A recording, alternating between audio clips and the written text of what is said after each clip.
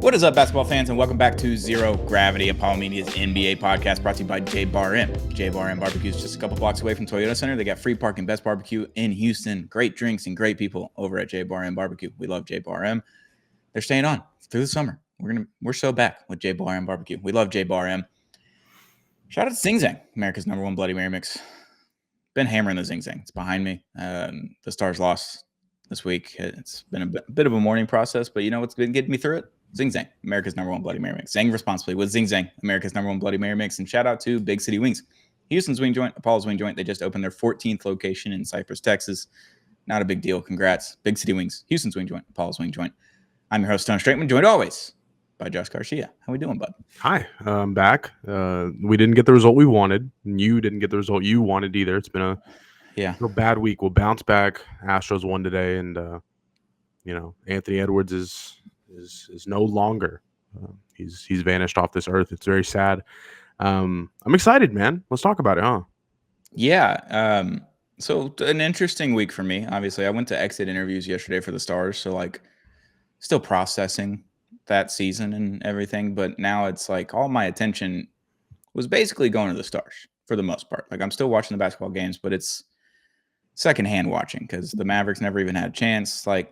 It's hard when your team's not in it anymore and you're kind of just not as connected to the sport. And now the Stars are gone and I feel out of place. And now baseball is the one thing left. I'm just sitting there and I don't know how to do it. And then I remembered I get to watch probably one of the most fun finals matchups that we've had in several years at this point. I'm very excited about these two teams playing against each other because it's two teams that we don't see in the finals often or ever.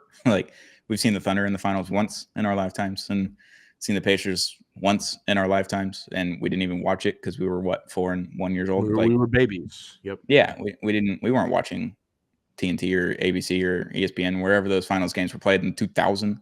We weren't paying attention. I had better things to go do, like sandbox. Caillou on the TV. I was swinging outside. I was on the swing, hitting wiffle balls off of tee. Sure. Being a kid, so I didn't get to watch this. We get two teams that we haven't ever seen in the finals together with an opportunity to win their first ever technical franchise championship. The Thunder, new franchise. I know Seattle won, but at what point can we just say that they don't have a title, in franchise history? Seattle's dead. I know they relocated and they moved, but it just doesn't feel right. The Lakers taking their title from Minneapolis is one thing because that happened so long ago, the 60s when they moved to LA, 50s even. I don't know. It's been a long time. So we'll let those pass. The Thunder, Seattle, I don't know if I'm feeling it. This was the best result, or the worst result out of the best possible 4 remaining teams. I mean, we were sitting here complaining God willing we don't get this matchup, but now we're here and I'm I don't hate this matchup at all. Not bad. I've really done some soul searching, and apparently so has Pascal Siakam, Eastern Conference Final MVP. Who would have thought? They did the. I can't believe the Drewski's skits just happen in real life all the time. He just does them first, and Tyrese Halliburton is just clapping his hands, licking his lips, can't wait to go get this trophy, and then Pascal Siakam gets it. Incredible. Drewski is the Simpsons. People are saying. Some are saying. Shout out Spicy P. What a run for the guy. And obviously he's had a great postseason, but I didn't think it was that great. But here we are. Even Reggie Miller, which should have been the deciding vote, he went Tyrese Halliburton, of course. And how could you not? I mean, those first 3 games of the season or the series were just bananas. It kind of fell off a cliff a little bit, and we didn't get the greatest conference finals from both matchups that we thought we were going to get. But we're so spoiled anyway. The first 2 rounds, we were sitting here licking our lips just like Tyrese Halliburton himself. We were like, holy shit, this is some of the best basketball we've seen in years. And if it means that we get a shitty round out of it and hopefully, God willing, the finals gives us at least 3 good games, I'm buddy. Sign me up, handcuff me, and put me in a straitjacket. I'm watching that shit all day. Because how many good games did we really get out of Knicks Pacers? Was it 2?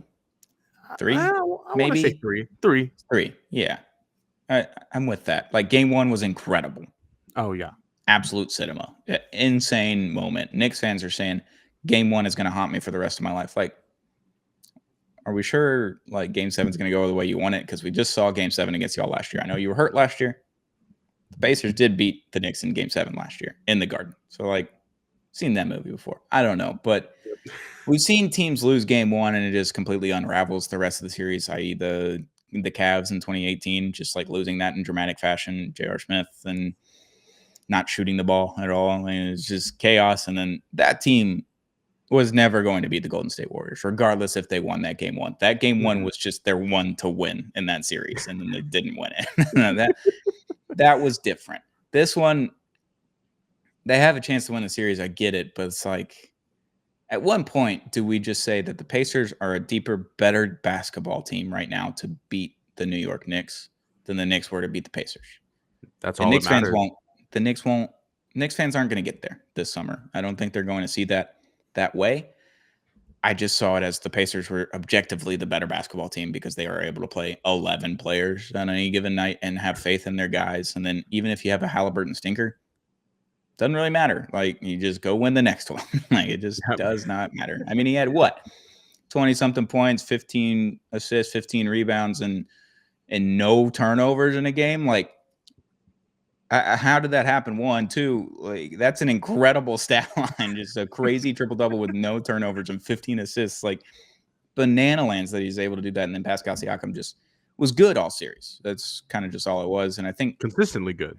Yeah, I think that was just kind of like the Jaylen Brown Finals MVP last year. I think Tatum might have been better for a couple of games, but Brown was just the same player the whole series. So they just gave it to him. I don't know. I think that's how I see it.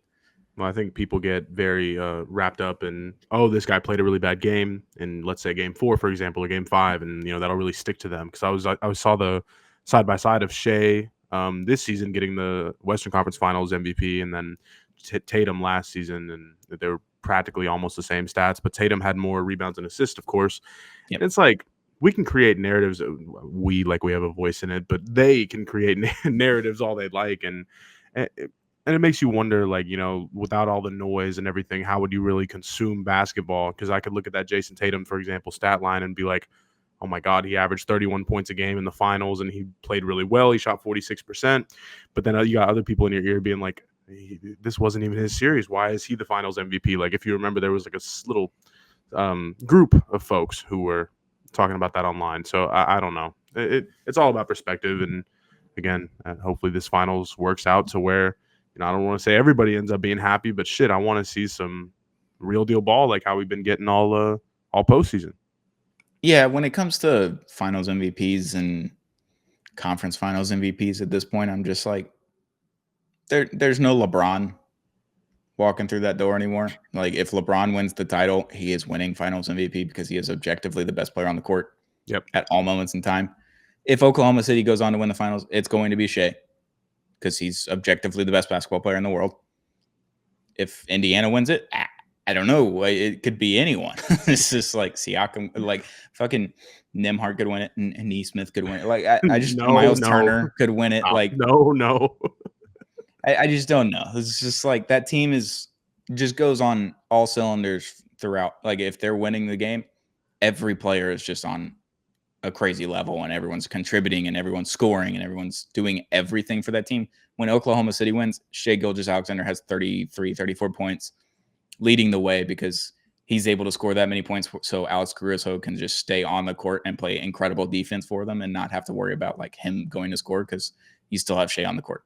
And if he's not on the court, but he's extended your lead to 15 points, yeah, you can leave Caruso and everybody else that plays defense out there for an extra 5-6 minutes and get Shea a little bit of more time. And then if it gets down to 10, you're like, all right, we'll put Shea back in and we're just going to go up 15 again. It's just, it is what it is. I don't know. It's that simple, I guess. That's how I see Oklahoma City. They just play the best defense. Shea Gilgeous-Alexander is so much better than everybody else on that team. And then if Jalen Williams has a good game, J-Dub, if he scores 22, 23, you're winning that game.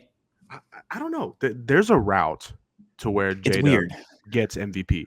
I don't.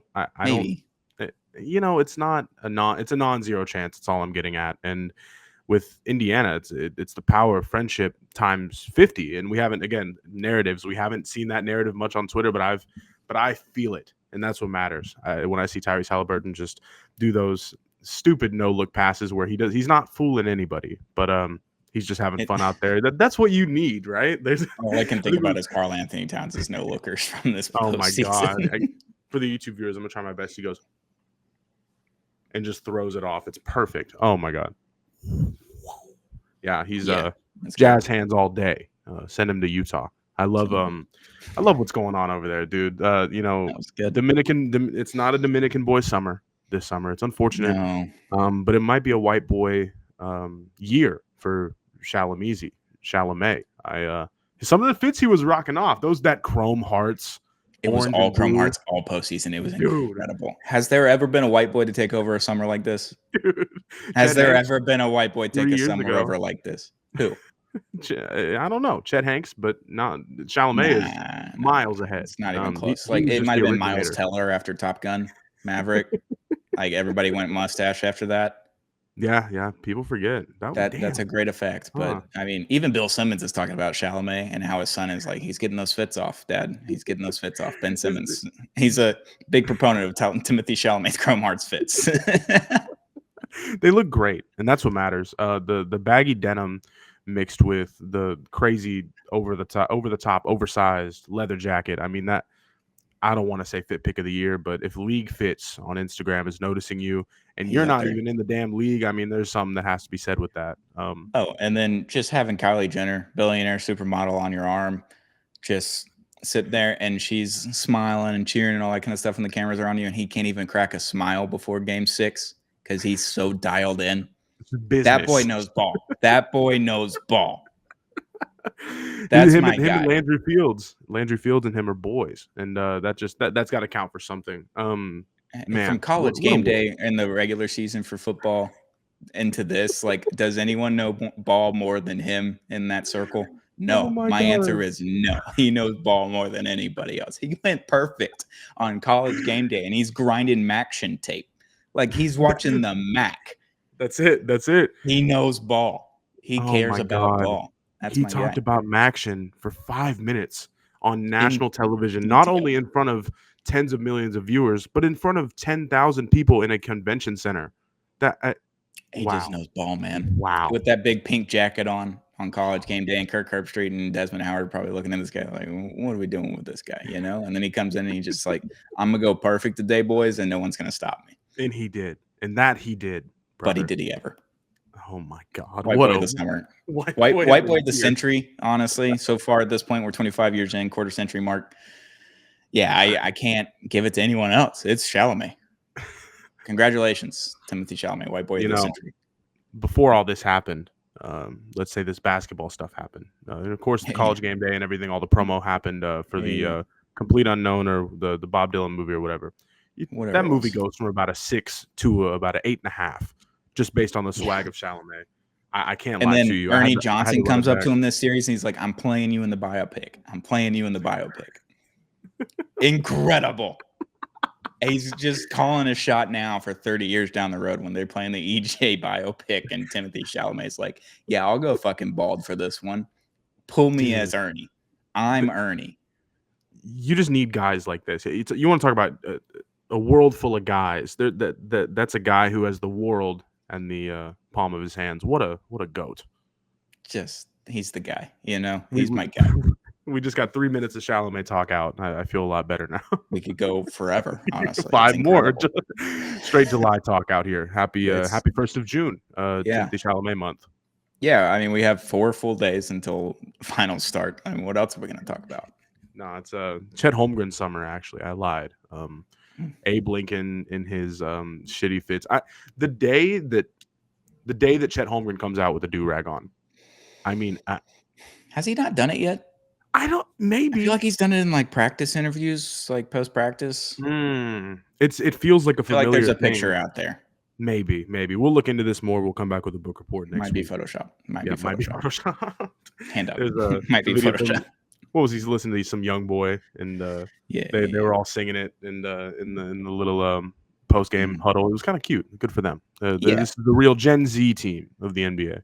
Yeah, I think we're running into unstoppable force meets unmovable object Yes, between yes, power of friendship teams, yes.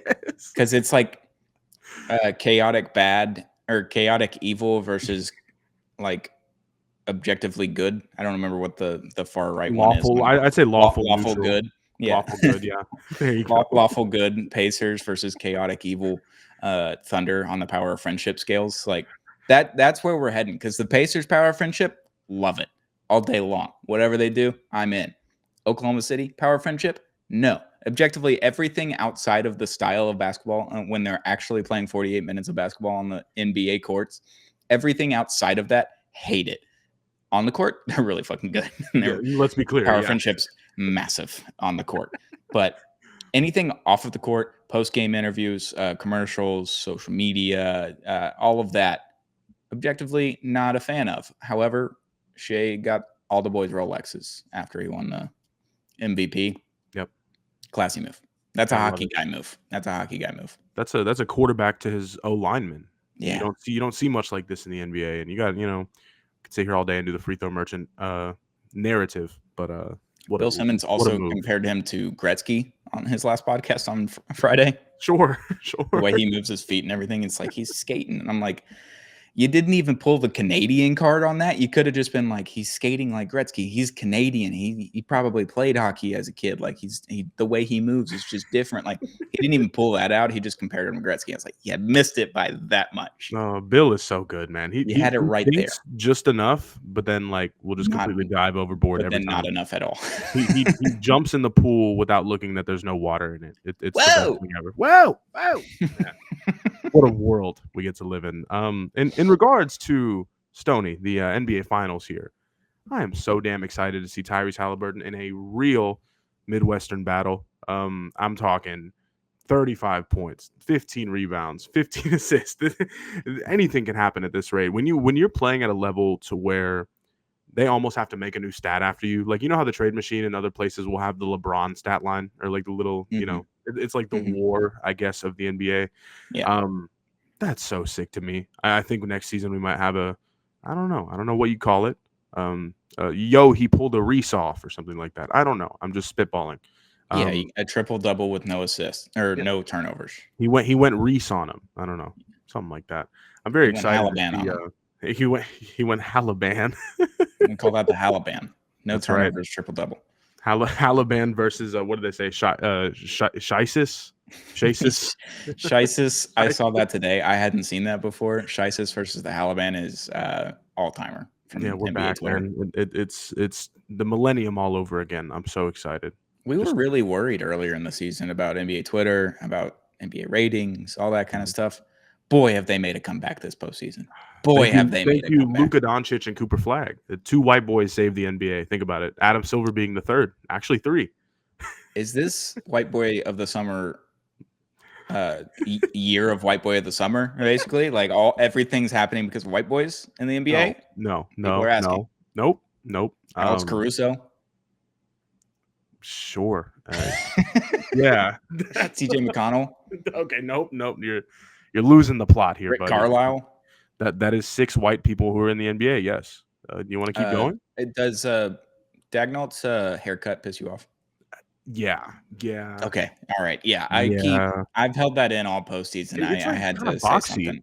It's boxy. And then the hairline, like what are we doing with the front of the hair? As a white boy, you got to do a little bit of something. You got to try to put it one way. It can't go like 3 different ways. It looks like you brushed it, but just not enough, or you have such a bad cowlick that it just sits like that, and you just didn't decide to like grow it out a little bit, or just go straight buzz cut on it. Sure. So there's something wrong with it, and it just can't. I can't get my eye off it. They show them on the camera. I'm like, what is it? Why? Why does it look like Fashion tips with Apollo HOU. This is riveting stuff. I love the picture. Finals talk. I love the picture of Dagnall with Alex Caruso in 2016 when they're in the G League, and it looks straight out of 2004. You're like, how is this not Summer League year of LeBron 2003? Like, what is happening? Yeah. I'm excited about it, man. I'm excited, buddy. I could sit here all day. Benedict Mathurin, you need to figure it out badly. He's not playing too great. No, I don't know, Jim. Not playing too great. Best name in the NBA, though. People forget. It's up there for sure. Maxi Kleba is also up there. Another white skinned man who just gives a shit. He plays the game the right way, and that's what we do it for. I don't Bill know. Simmons did drop Karl Anthony Towns. He just really gives a shit on his Yeah. last podcast as well. And I was Yes. like, yes, I'm glad we're getting here. And then the hit piece comes out a minute before or a minute after the game Buzzer ends. sounded and it was 1 second and it was up on ESPN, Fox News. Like it was everywhere. No, no, that's too bad. Tough look. And please let me know if I'm wrong because I kind of skimmed over it.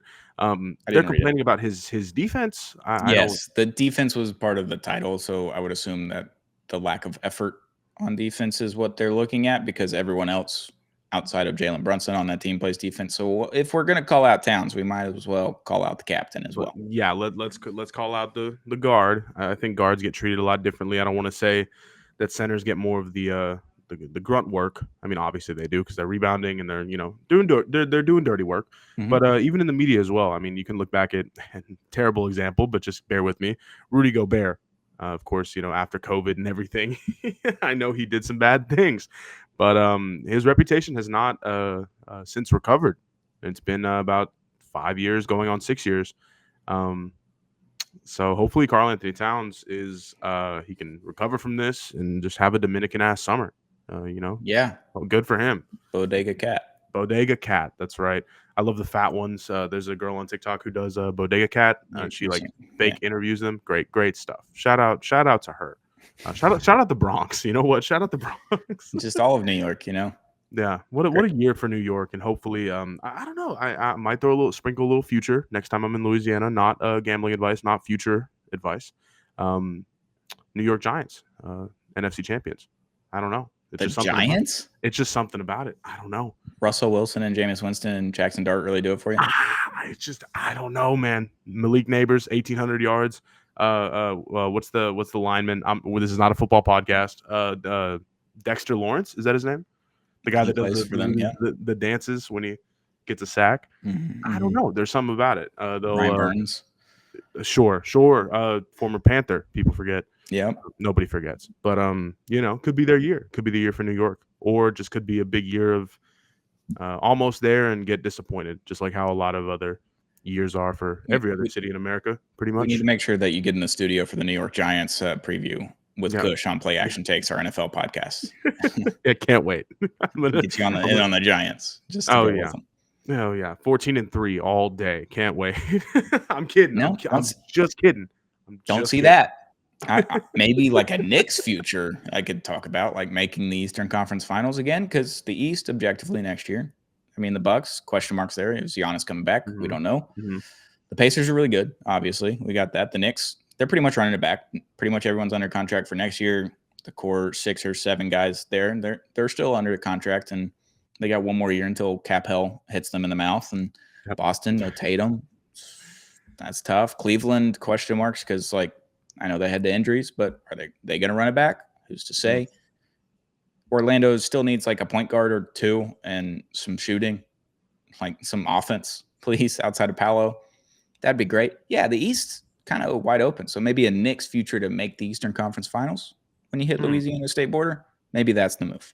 Well, thank you for being ethical and talking me down. But yeah, I don't know if I seen the New York Giants at about plus 9,000, buddy. I'm there. I mean, just sprinkle a dollar, small sprinkle. Yeah, there you go. It's that simple. Sure. So with this finals, it is 2 really good teams. Oklahoma City might be objectively so much better than the Pacers. But the Pacers can score with anyone. That's what I said back in like December, January when we were talking about the Pacers. I was like, look, Pacers don't give a fuck how many points you score. They're going to go put up 125. And they're like, meet us there. If you can beat us there, then you beat us all day long. Yep. Oklahoma City can play that way, but they can also just shut you down. So I'm just curious how the Pacers, Rick Carlisle offense is like, it's like 6 seconds or less. Like it's Phoenix Suns Mark D'Antoni on steroids is what this offense is. It just goes so much faster. They get a rebound and they are all running. It is like Showtime magic, like early 80s Lakers. They get a rebound and they're like, yep, everyone is sprinting full speed up the court. Oklahoma City, they have the guys to stop that. I'm just curious to see how Dagnall and the rest of the Thunder just play that style of offense because they haven't had to play that throughout the West. Like Denver Jokic, he likes to take his time getting up the court, see the defense and everywhere everyone settles.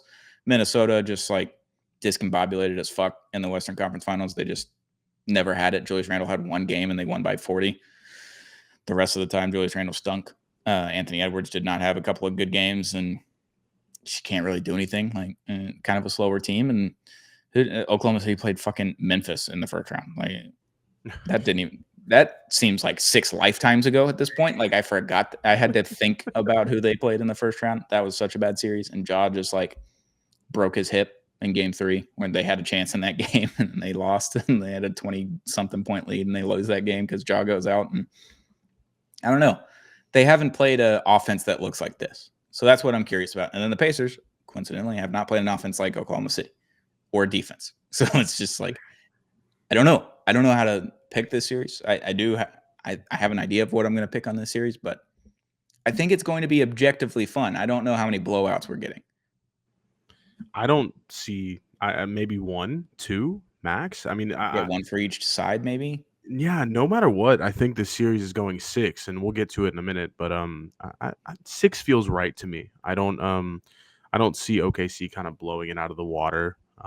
It's going to be one of those situations where I want to say whichever team just gives a shit more in the first game is literally going to come out by 20 points. I think that in game 1, it's going to be one of those situations where one team is going to be overly prepared, the other one is going to be like, "Oh shit, we've hit a brick wall," and they're going to feel it out, and it's going to be too late by the time. Yeah, and I don't think that Indiana can take game 1. Just for example, of course, the way Alex Caruso has been guarding those stars. I mean, obviously, he doesn't full-time guard Jokic or anything in round 2, but just their defense, it's so menacing. Their offense is a wagon, and of course, as is Indiana as well. I don't know, man. This is gonna be fun. I'm excited, and Tyrese Halliburton. Pascal Siakam, four good games, four good games out of Pascal Siakam. I don't know, Jim. I don't know. Anything's possible. I'm very excited to see. There's going to be some guys that I don't know. I almost want to say that Miles Turner is going to be the X factor. I said Jabari Smith Jr. was the first round X factor for the Houston Rockets. Hey, he played halfway decent for most games. Was I wrong? You don't get to Game 7 without Jabari Smith Jr. Don't let people take that away from him. You only get to Game 5 and you win the entire series with without Jalen Green. Sorry, I'm kidding. I'm just kidding. I'm really excited for Tyrese Halliburton and the boys over there in Indiana. However, as you know, I don't like Pat McAfee. I think he's very annoying, douchey, white boy, just screaming all the time. Sure. But you know what? I'm very interested. I'm interested to see how he would treat an NBA Finals. Because it almost feels like it's once in a lifetime. The Indiana Pacers haven't been to a Finals in a quarter century, and of course, what did they get? They lost in 5, I think it was. Lakers or something like that. Anyway, that was a long time ago. But 2 Midwest teams, just the battle of the corn, some are calling it, or the battle of the reservations, casinos. Do they even have reservation casinos in Indiana? I don't know. They have a lot in Oklahoma. Ku Klux Klan, the biggest. That's where it started in Indiana. Is that true now? It is. That's where it started. That's where it originated. David Goggins, read the book. David Goggins wrote. He wrote that the motivational guy. No, he grew up in Indiana. Like when he ran away from his dad, him and his mom ran away from his dad back in Buffalo, New York, I believe. They went to Indiana to stay with her parents. A lot of racist things happened to David Goggins because obviously he's a black male in Indiana, kind of middle of nowhere. And that's where the KKK started. So people don't like to talk about that. Well, we're not a history podcast, but we try to throw some tidbits in there. And thank you for that. I had no idea. In regards to the Taliban versus ISIS, which are of course other terrorist organizations. I don't know. No. You give me your prediction first. All right, we're gonna give you Sheldon's prediction first because I texted him right before we started in hopes that he would reply. He's on the road back from Florida. I believe he was at the beach somewhere. I couldn't tell you where. Mystery of Sheldon Nord continues on. We don't know anything about him, but texted him his finals prediction. He said 4-1 Thunder with the throw up face, like the green sick face. emoji. So Yeah. um, Yeah. that is Sheldon's pick Yeah. for one. Stone, do you want to give me something? I'll do Thunder in 6. Yeah, I'm going 6-2. It's boring, it's ugly, but if we're all going to be wrong, we're all going to be wrong. If we're all right, we're Yeah, all right. I mean, I was right about the Pacers, wrong about the games. I picked them in 7. They won in 6. Very much wrong. We were all wrong about Minnesota. We thought Yep. that experience mattered a lot more. Turns out, like if you just have the better team, you're going to win. Mhm. So sorry about that, guys. But I just think the Thunder are objectively a better basketball team than Yep. Indiana is. Just like Indiana was a better basketball team than New York as a whole unit, because they both play a lot of players. They can both play 10, 11 deep in a playoff game, which is crazy. It might get a little smaller in the finals. Who's to see? But it's just like Shea is, if you did a little comparison, Shea is better than Tyrese Halliburton. There's not really any qualms there. He won MVP this year. Tyrese Halliburton, objectively one of the best guards that we have, best point guards in the NBA. Shea is miles better right now. Pascal Siakam, is he the better number 2 over Jalen Williams? I would say yes right now, but in the series, like it can go a different way. Like you're playing 7 games, maybe less. Jalen Williams, could he be better than Pascal Siakam for 3 of those games? Yeah. Probably. Like Yeah. I would assume so, but I'm still giving the edge to Siakam. Then after that, I am giving the edge to every Oklahoma City Thunder player. Yeah. Maybe Yeah. Miles Turner over Hartenstein, but They're different players. they're different players. And I think if you just put it in a wash, like what you're getting out of Hartenstein, what you're getting out of Miles is like you're getting the same result both ways. So maybe that's a tie, and then the rest of it is Oklahoma City. Like the rest of their roster is better. Yep. Even though the Pacers have played really well and they have a great roster and they have all these guys that do all these little things that just jumpstart their offense and do all these things. Oklahoma City Thunder's defense is suffocating. It is a black hole. Like you just, if Caruso gets in foul trouble, okay, cool. We got Lou Dort. He's going to get in foul trouble, but at least you got him for a good 20 minutes. And then, yeah, we'll just bring Case and Wallace off the bench. Fuck it, whatever. Like they just have so many different defenders to throw at people that it's terrifying. And then you have, Chet Holmgren, number 2 overall pick, like really good at defense too, by the way. Hartenstein, not bad at defense. He's your center. Like suffocating is what it is. Yeah. They're going to hold Indiana to under 95 points, I think, for at minimum 2 out of the 6 games. And we'll report back. Hopefully we have better news to report after this game 1. For right now, I don't see it being necessarily close. I'm being generous saying 6. But 5 is very likely. I don't think a sweep is likely. I think they're going to catch 1. And who knows? I hope to be wrong. I want more, better, fun, enjoyable basketball. I just don't see it necessarily. I see it happening in spurts in this series, but not all the way. Not as a whole. Yeah, you got to think about the Denver series against OKC. Like that went 7 games. I don't know if Denver's better than Indiana, but they have a better player. Yep. So I think that's what it kind of comes down to. Oklahoma City is bound to have one bad game, which they've shown pretty much all postseason. Like they had one bad game against Memphis, and then Ja goes out, and they mount a 25-point comeback essentially, and they win it in the second half. So they're bound to have one bad game. So there's an Indiana win. Can Indiana steal another one like they've stolen all postseason against the Cavs, against the Knicks? Like they just like walk in there and like, hey, watch this. It's going to be really chaotic, and you're not going to believe what we just did at the buzzer. That's where Tyrese Halliburton enters. Well, and you steal a game that way. And then the other 4 games, I feel like it's just Oklahoma City just dominating. Yeah. I mean, what a run for Indiana, regardless of what happens. I mean, they've beaten the number 1, I believe, the number 3 and the number 5, right? 5-1-3, something like that. Yeah. So good stuff. I mean, seriously, like one of the better runs we've seen since probably 11 Dirk and, of course, 2016 LeBron, sure. What a time. What a time for basketball. These next 2 weeks will be interesting to see. I think that there's just something about if Benedict Mathurin just fucking figures it out, and I know I'm being halfway facetious here, I don't know. Indiana might go up 2-1 in a series or win the first game or something like that. I'm not saying it's going to be a huge thing, but like he has not played great this entire postseason, and it's like we know he's good. Nemhard stepped up for the most part. I mean, he's kind of had a quiet past couple games against New York, but who's to say that they can't put it all together? You know what I mean? Just for 7 games or less. Well, You know, people I'm trying to forget. give him a shot in my brain. People forget Rick Carlisle, undefeated in the finals.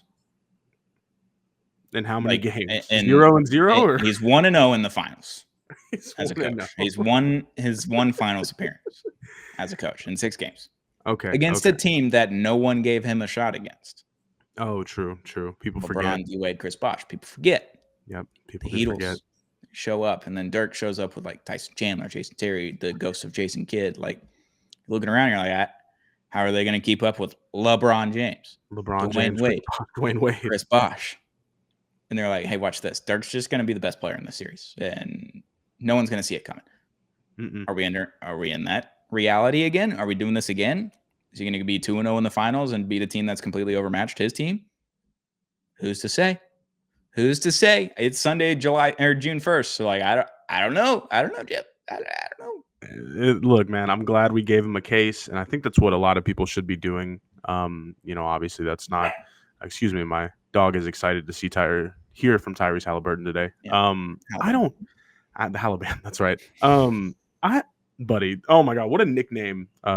Incredible playoffs. What a nickname, playoffs. That's what it's been. Everybody's had their thing.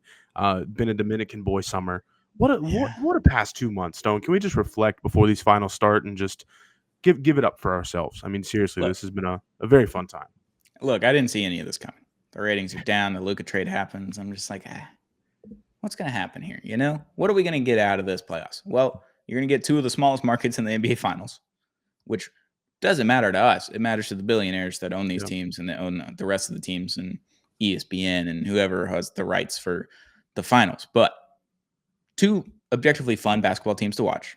If you take everything else away on one side, objectively a fun basketball team to watch. MVP and 2 of the best nicknames. That's all you could want, and we're not even can't ask for much more. We're not even including Spicy P in this conversation. P, the Halaban, Shisus. Let's get after it. Why don't we just have some fun? Damn it! God, I can't wait for the finals to start. They start on Thursday. We recorded this on Sunday, June 1st. I can't wait. I can't wait, Josh. I think this is going to be one of my favorite finals that we've had in several years. It's been a while since I've had a finals where I was just like, damn, I'm excited about this one. Well, you've fully hyped yourself and maybe hyped me up a little bit too. But, you know, I'd just like to say before we get off here, you know, if you're worried about the NBA ratings, or your thoughts are, you know, I really need to care about how much money the owners are making, or how much profitability that my favorite sporting league creates or makes, don't watch the sport. Don't watch our sport. Take a lap. Who gives a fuck? As long as the NBA is above water, I don't care if it's just their nose. I'm watching the fucking thing. Okay. I never understood that conversation. We've talked about this throughout the season, but just remembering how, what's the right word? Poignant the conversations were this season, about ratings and everything like that. It's like, looking back on it, it's like, what were we doing? That was so strange. Still didn't really get it. I didn't really get it. I don't really get it. And if you're really a fan of the fucking game, I mean, you're gonna watch the fucking game. Like, I don't know. But what do I know? I'm just excited for the finals, and we'll talk about it every damn night. I'm excited. Yeah, because I think the 2 sports that I am bound to watch, regardless of who was in the championship series or game, is the Super Bowl and the NBA Finals. I will watch those till the end. Yep. I'll watch every commercial, all the post games, all the podcasts. I will consume all of those. Yep. MLB, didn't watch a lick of the World Series last year. Did not care. It was LA and New York. Me neither. Yep. Not a care in the world for me. Did not care. College football, sometimes it could just like be a little stale at that point. It's like, I mean, I watched Ohio State this year, but I didn't have a good time watching that game. I think I turned it off in the 3rd quarter. I was like, this is over. I'm good. I don't need to be here anymore. Good, but you know, you don't want to expand too much. And then NHL, I love hockey, but when you get to the Western Conference Finals 3 years in a row and you lose, it's really hard to watch the Stanley Cup Finals. So I'll be tuning into a couple of those games. I will not be watching all of them. I'll be watching all the NBA Finals. I don't blame you. I mean, you get to watch from the comfort of your own home, and these guys from Edmonton and where, Florida. where do they play in Florida? Some Sunrise. A suburb. Yeah, little bit sure, north of Miami. sure. How many miles is that? What's the difference? It's just past Fort Lauderdale. It's the longest travel in North American sports history There between you go. two Yep, teams in the finals. yep. There it is. What a world. 2 years in a row. They did it last year too. Yeah, they did. They did play last year. That was a A crazy series. little PMT trivia. I think the what was it, the last three rematches of the Stanley Cup? What was it? Bruins and no, Penguins and Detroit. Detroit. That was Sidney Crosby's first loss and then first win in the Yep. finals. Yep. You had Gretzky in the 80s, I Mm-hmm. believe. Mm-hmm. Can't remember who they ended up playing, but yeah, I don't know. And then I think maybe Chicago and somebody played back to back, but I could be wrong. Yeah, Maybe it was sure, the Kings. sure. Something I'm not like a hockey that. guy. 2010s. I just wanted to test your knowledge briefly, but Or maybe it's just this one. Maybe it's those three. yeah, it's too bad we'll never see a New Jersey Nets and LA Lakers final in our Never again. lifetime ever again. Well, unless they move back to New Jersey. Yeah, you're never seeing that again. Get Jay-Z on the phone, please. I don't know if he can. I don't know if he's allowed to anymore. Oh no. They sent him up there. They sent him to purgatory. Yeah, it's tough. It's tough. Yeah, that's Cancel too bad. culture. Nope. All right. All right. Yep. Yeah, we'll be back very, very soon with another episode of Zero Gravity Apollo Media's NBA podcast, brought to you by J Bar M. J Bar M Barbecue is the best barbecue in Houston. They got free parking, great drinks, great people, just a couple blocks away from Minute Maid or Daikin Park now for the Astros, and a couple blocks away from Toyota Center. It's all right there. J Bar M Barbecue, best barbecue in Houston. Shout out to Zing Zang, America's #1 Bloody Mary mix. Zang responsibly with Zing Zang. And shout out to Big City Wings, Houston's Wing Joint, Paul's Wing Joint. We'll be back very, very soon with another episode of Zero Gravity, Apollo Media's NBA podcast.